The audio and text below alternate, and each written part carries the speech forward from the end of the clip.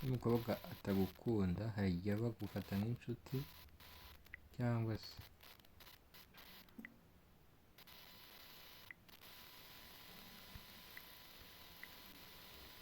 tugiye kureba iyo umukobwa atagukunda hari igihe aba agufata nk'inshuti cyangwa se agufata cyangwa kwanga. Noneho tugiye kureba ibimenyetso by'umugore ukwanga. Umugore ukwanga ikimenyetso cya mbere azagaragaza ni iki? Umugore ukwanga ikimenyetso cya mbere azagaragaza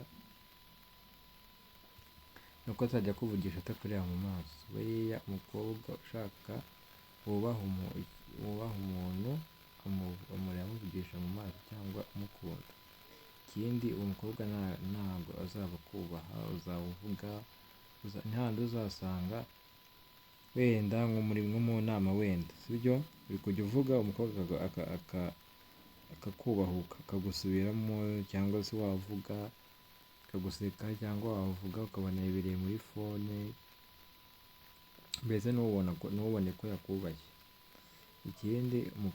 Ikindi kizaranga umukobwa ukwanga,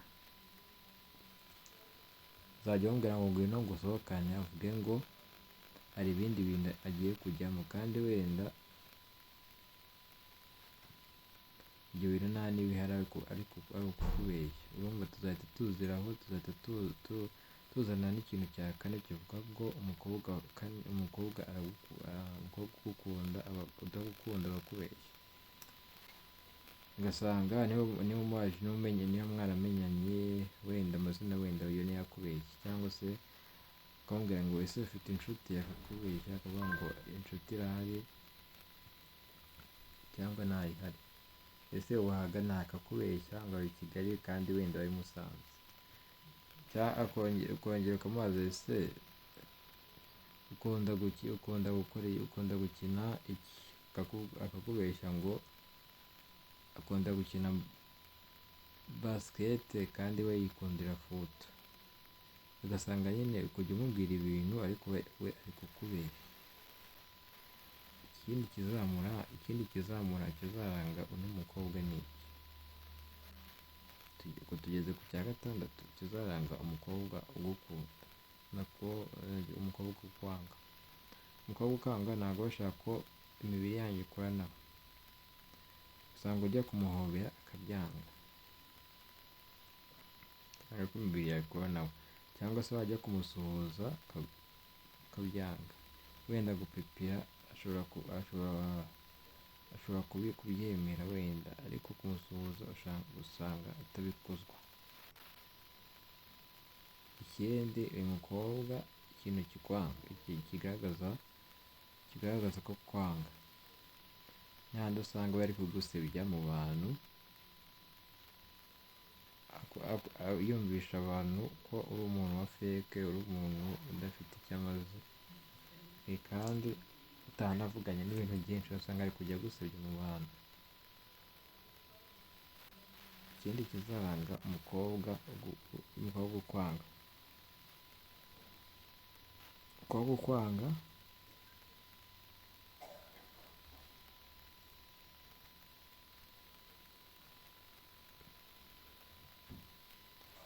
ukwanga usanga kwangisha abandi bantu. Umukobwa ukwanga usanga kwangisha abandi bantu.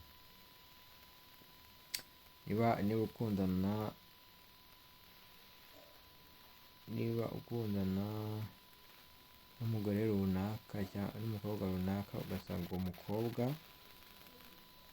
uwo mukobwa ni inshuti y'uwo mugore, ngo azagerageza uko ashoboye mu kwangisha, kubera ko uwo mukobwa azavuga ati ntabwo nkeneye ko uriya muntu anyinjirira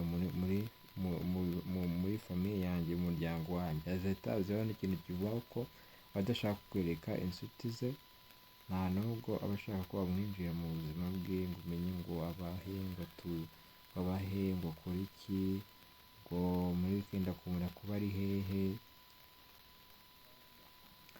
Ibyo ngibyo turaza gutangira twige icyongereza gake gake. Kuri hagiye kuzajya hacaho tuzajya twiga icyongereza gake gake, igifaransa gake gake, twige n'igiswahili, tuziga indimi tuziga kuri iyi cana. Tuzabanza twige ikinyarwanda, twige icyongereza, twige igifaransa,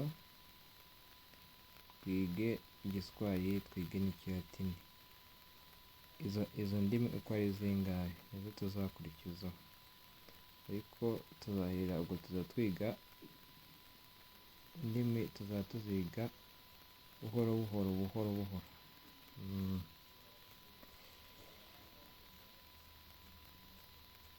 Twige ese ni gute waganira n'umuntu uramutse uje uri umunyarwanda, uri umuzungu utazi indimi, ni gute wahura n'umunyarwanda, ni gute mwavugana? Uri umunyarwanda se ugiye hanze utazi ikinyarwanda, ni gute wavugana n'umwongereza, ni gute wavugana n'umuswahili, ni gute